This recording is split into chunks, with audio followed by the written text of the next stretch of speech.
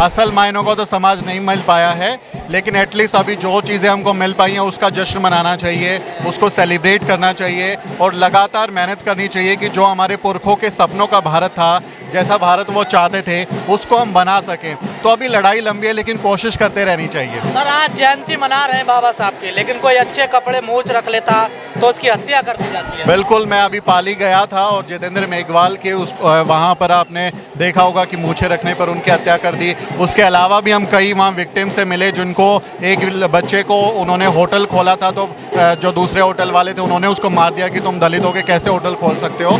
तो ये उत्पीड़न लगातार जारी है।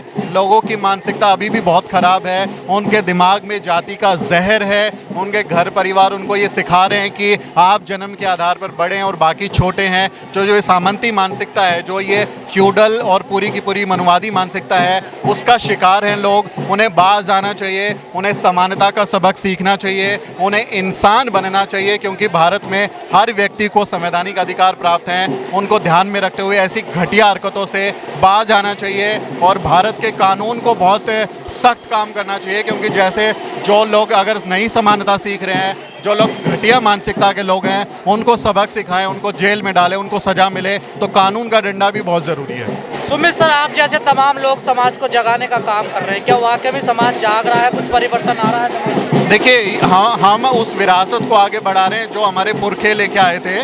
महात्मा बुद्ध, सम्राट अशोक, राष्ट्रपिता ज्योतिबा फूले, माता सावित्रीबाई, बाबा साहब डॉक्टर अम्बेडकर, रमाई और फिर मान्यवर कांशीराम साहब, वो विरासत पूरी है जगाने की और इसमें हम सब अपनी अपनी भूमिका निभा रहे हैं।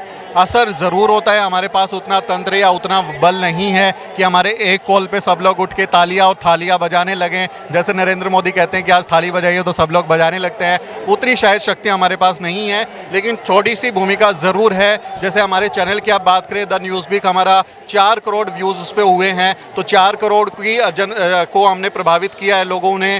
तो मैं ये नहीं मानता कि 4 करोड़ लोग अच्छे हो गए होंगे, लेकिन अगर 4 लोग भी उसमें कुछ सीख गए होंगे मेरे काम से, या जो हम कोशिश करें उसे 4 लोगों की भी जहनियत में बदलाव आया होगा, उनके जीवन में कुछ बदलाव आया होगा, तो मुझे लगता है कि मेरा काम सफल है। आपने कहा मोदी जी ने कहा थाली बजाइए, उन्होंने इस बार कहा कि बाबा साहब की जयंती भी बड़े धूमधाम से मनाई। बिल्कुल, उन्होंने तो बहुत अच्छे से बाबा साहब को अप्रोप्रिएट किया हुआ है, दिल्ली में भी अप्रोप्रिएट किया हुआ है, क्योंकि बाबा साहब तो वोट देने वाले हैं ना, तो वोटों के नाम पे तो वो हमेशा करते रहे हैं। उन्होंने तो बोला है कि दलित को मारने की जगह मुझे आके मारिए, गाय के नाम पे उन्होंने बयान दिया था, लेकिन वो लिंचिंग तो हमारे लोगों की होती रही। उन्होंने बाबा साहब के नाम पे 26 अलीपुर में स्मारक बनाया, उसको भी पूरा कैश कराया कि हमने बना दिया।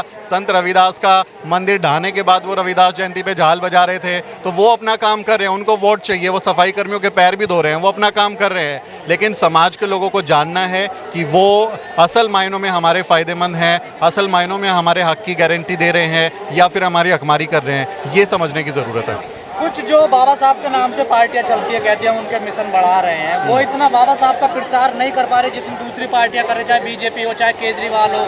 जैसे केजरीवाल ने कहा हर ऑफिस में बाबा साहब की फोटो लगेगी, तो क्या समझा जाए, इसके क्या मायने हैं? देखिए, दलित जो पार्टियां हैं ना, उन्होंने दलित लोगों को ग्रांटेड ले लिया है। उनको लगता है कि जो दलित पैदा हुए हैं ना, उनका ज़िंदगी में एक ही काम है, आपको वोट करना और आपकी तारीफ़ करना। उनको बस यही लगता है, इसलिए वो अपने लोगों को कन्विंस करते ही नहीं। उनको लगता है ये कहाँ जाएंगे, और आपने देखा वो चले गए। तो इसलिए तमाम जो लोग हैं जो विरोधी विचारधारा के हैं, वो बाबा साहब के संविधान को हाथ में लेके पीछे अपना मनुस्मृति लेके बैठे हुए हैं, प्रचार करते हैं, लोगों को बहकाते हैं और अपने पक्ष में कोशिश करते हैं। ये हमारे लोगों की नेताओं की गलती है कि वो उतनी तत्परता से, उतनी जिम्मेदारी से प्रचार नहीं कर रहे। उनको लगता है कि ये तो हमारे लोग हैं, ये कहाँ जाएंगे, इनका काम ही बस हमको वोट करना है। लेकिन सर, कहा जाता है कि महिलाएं अगर सुधर जाए, परिवर्तन महिलाएं सबसे पहले लाती है, लेकिन समाज की महिलाएं तो अंधविश्वास में ज़्यादा लिप्त है सर आज। तो उसमें महिलाओं को दोष नहीं दे सकते, आप उस व्यवस्था को दोष देंगे, क्योंकि भारत में आप देखेंगे तो जो पितर सत्ता है और जो सामंतवाद है उसका गठजोड़ है, और भारत की महिलाएं भी उसका शिकार हैं, है ना। वो मतलब बायोलॉजिकल नहीं है, वो आइडियोलॉजिकल है। तो उनको आप ज़्यादा पढ़ाई लिखाएं, उनको ज़्यादा शिक्षित करें, क्योंकि बाबा साहब ने कहा था ना कि मैं किसी समाज की तरक्की को इस बात से आंकता हूँ कि वहाँ पर महिलाओं की कितनी तरक्की हुई है। तो हमें बहुजन समाज को कार्यक्रमों में, रैलियों में, धरना प्रदर्शन में, जो भी इवेंट होते हैं, तो अपने परिवार की महिलाओं को लेके जाना चाहिए। अगर कोई ये सोचे कि मैं चला जाऊँगा और मेरे से ही क्रांति हो जाएगी, तो ऐसा नहीं होगा। जब तमाम लोग मिल के लड़ेंगे, तमाम लोग अपना काम करेंगे, आधी आबादी को साथ लिए बिना क्रांति नहीं हो सकती। इसलिए ज़रूरी है कि उनसे लगातार संवाद करें, उनको सिखाएं, और ये सब हमारी जिम्मेदारी है। जो जो भी थोड़े जानकार लोग हैं उनकी जिम्मेदारी है कि उन्हें प्यार से समझाएं, उन्हें डांटें ना, उनके साथ लड़ाई झगड़ा ना करें, उनकी भावनाओं को ठेस ना पहुंचाएं, क्योंकि वो एक मानसिक संतुलन जो है वो उसी हिसाब से बन गया है, वो उसी स्टेट ऑफ माइंड में है। तो हमें उन्हें समझाना होगा, ये हमारी जिम्मेदारी है। लेकिन हमारे समाज की बहुत शानदार महिलाएं हैं, बहुत शानदार काम भी कर रही हैं, तो मैं तो बहुत उम्मीद रखता हूँ कि हमारी जो क्रांति होगी वो भारत की महिलाएं और हमारे समाज की महिलाएं ही करेंगी।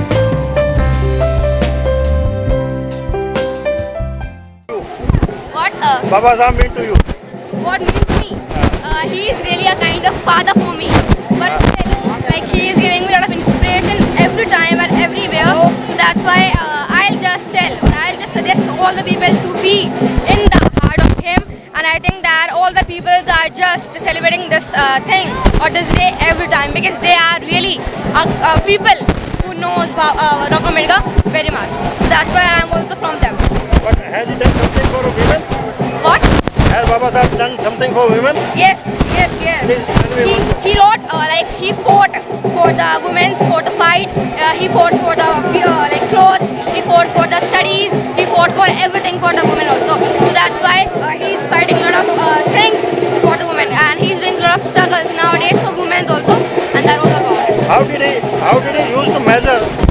How did he use to measure the progress of society?